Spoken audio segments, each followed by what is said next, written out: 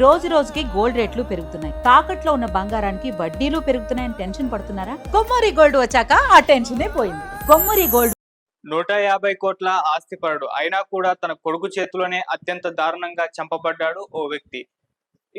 ఉత్తరప్రదేశ్ లో జరిగిన ఈ ఘటన ఇప్పుడు స్థానికంగా కలకలం అయితే సృష్టిస్తుంది. అసలు ఎవరితను, ఎందుకు ఇతని కొడుకు ఇతన్ని చంపాల్సి వచ్చింది, పోలీసులు ఏం చెప్తున్నారు, అసలు ఏం జరిగింది ఈ ఘటనలో అనేది ఒకసారి చూద్దాం.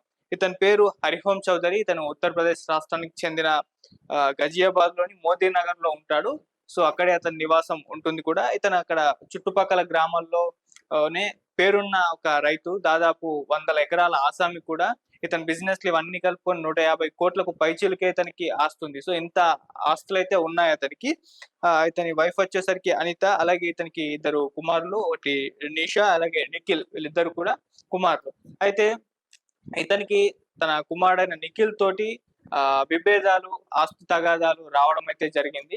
నిఖిల్ ఎప్పుడు కూడా ఆస్తి కోసం తన తండ్రి హరిహోం చౌదరిని వేధించేవాడని కూడా చెప్తూ ఉన్నారు.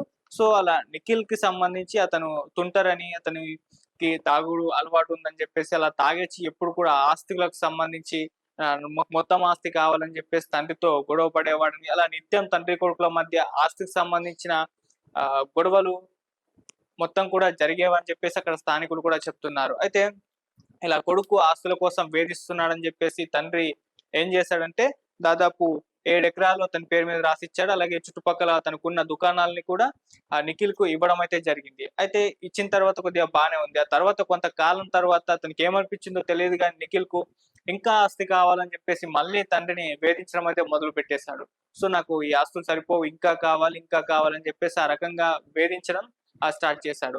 అయితే ఒక రోజు వీళ్ళు డిన్నర్ చేసే టైం నాటికి మళ్ళీ వాళ్ళకి సంబంధించిన ఇష్యూ వచ్చింది. లాస్ట్ బుధవారం నిన్న మళ్ళీ డిన్నర్ చేసే టైంకి దీనికి సంబంధించిన డిస్కషన్ వచ్చింది. నాకు ఆస్తులు కావాలి, ఇస్తావా లేదా అని చెప్పేసి గొడవ పెట్టేస్తాను నిఖిల్. సో ఆ మాట అనుకుని ఆ వాగ్వివాదం అనేది తీవ్ర స్థాయికి చేరిపోయింది. సో మరి కంట్రోల్ తప్పిపోయాడు నిఖిల్. ఏం చేశాడు అంటే తుపాకీ అంటే చిన్న పిస్తల్ తీసి తన తండ్రి హరిహోం చౌదరిని కాల్చి చంపేశాడు. సో ఒకసారి కాల్చేసరికి 4 బుల్లెట్లు అతని శరీరంలోకి దూసుకెళ్లాయి. అలా కాల్చేసి చంపేసిన తర్వాత అక్కడ నుంచి పారిపోయాడు నిఖిల్. సో అలా రక్తం మడుగులో ఉన్న హరిహోం చౌదరిని ఆ తర్వాత ఆసుపత్రికి తీసుకెళ్లే ప్రయత్నం చేశారు. కాకపోతే అక్కడికక్కడికే చనిపోయారు. డాక్టర్స్ కూడా డిక్లేర్ చేశారు అతను చనిపోయాడని చెప్పేసి. ఇప్పుడు ఈ ఘటన స్థానికంగా కలకలం సృష్టిస్తుంది. ఆ తర్వాత పోలీసులకు ఇన్ఫార్మ్ చేసిన తర్వాత వాళ్ళు వచ్చి కేసు నమోదు చేసుకొని ఇప్పుడు ఎంక్వైరీ అయితే చేస్తున్నారు. అయితే కాల్ చేసిన తర్వాత నిఖిల్ పారిపోయి ఇప్పుడు పరారీలోనే ఉన్నాడు. అతని కోసం వెతుకులాట సాగించేశారు. ఇప్పుడు ఈ ఘటన అక్కడ వైరల్ అవుతుంది. అంటే ఇంత ఆస్తుంది, ఇంత పేరుంది అతనికి. కాకపోతే కొడుకు దగ్గర నుంచి ఇటువంటి వేధింపులు రావడం, కొడుకే ఇటువంటి యాక్షన్ తీసుకొని చంపేయడం అనేది కాస్త అందరికి కూడా ఇందులో కొంత బాధాకరంగా అయితే మారిపోయింది. అయితే దీనిపైన కొంతమంది నెటిజన్స్ దగ్గర నుంచి కొన్ని అభిప్రాయాలు అయితే రావడం జరిగింది. సో ఇంత ఆస్తి సంబంధించి కొడుకుతో విభేదాలు ఉన్నప్పుడు ఈ ఆస్తుల్ని ఇద్దరు కొడుకులు అన్నప్పుడు చర్చగా పనిచేస్తుంటే అయిపోతుండే. సో అతను ప్రాణాలతోనే ఉండేవాడు. సో ఆస్తి విభేదాలు ఇట్లా ప్రాణాల మీదకి తెస్తాయి, అవి ఎన్నో చూసాం. సో అటువంటి ఒక సంఘటన ఇప్పుడు ఇతని విషయంలో కూడా జరిగింది. సో ఆస్తి కోసం వేధిస్తున్నప్పుడు ఇద్దరికి కూడా చేసాం పనిచేసి తన బాధ్యత తీర్చేసుకుంటే అయిపోయి ఉండేది అని చెప్పేసి చెప్తున్నారు. మరి ఆ ప్రయత్నం చేశాడా లేదో మనకు తెలియదు. మరి ప్రయత్నం చేసిన తర్వాత అంటే ఇద్దరు కొడుకులు కాబట్టి మొత్తం ఆస్తి నాకే కావాలని నిఖిల్ అన్నాడా, దానికి సంబంధించిన గొడవలే వచ్చాయా? మరి నిఖిల్ విషయం తెలుసు కాబట్టి, తాగుబోతు కాబట్టి, అతనికి అంత బాధ్యతా పరంగా ఏం లేదు కాబట్టి అవన్నీ తెలుసుకుని మరి ఇతను హరిహోం చౌదరి ఇంకా కొడుకుకి ఇటువంటి ఆస్తులు పంపకాలు వీటికి సంబంధించి ఇవ్వకపోవచ్చేమో అని కూడా కొంతమంది చెప్తున్నారు. సో ఏదేమైనా కూడా హరిహోం చౌదరి అయితే ఈ విధంగా తన కొడుకు చేతిలో అయితే చనిపోయాడు.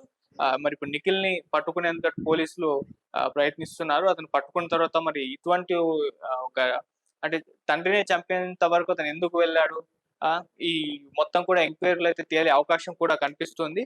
సో ఏదేమైనా ఇటువంటి ఆస్తి తగాదాలు ప్రాణాల మీదకి తెచ్చిన సందర్భాలు ఎన్నో ఉన్నాయి. అటువంటిది ఇప్పుడు చూస్తున్నాం. ఇక్కడ మధ్య హైదరాబాద్ లో కూడా ఒకటి జరిగింది. తనకు ఆస్తులు ఇవ్వలేదని, తన బిజినెస్ లో మంచి పొజిషన్ ఇవ్వలేదని చెప్పేసి ఒక కొడుకే తన తండ్రిని చంపేసిన సంఘటన ఇక్కడ కూడా జరిగాయి. సో ఇటువంటి ఆస్తి తగాదాలు ఇటువంటి కామన్ గా బయట రియల్ లైఫ్ లో సినిమాలలో చాలా వరకు చూస్తూ ఉంటాం. అటువంటిది ఇప్పుడు హరిహోం చౌదరి విషయంలో జరిగింది.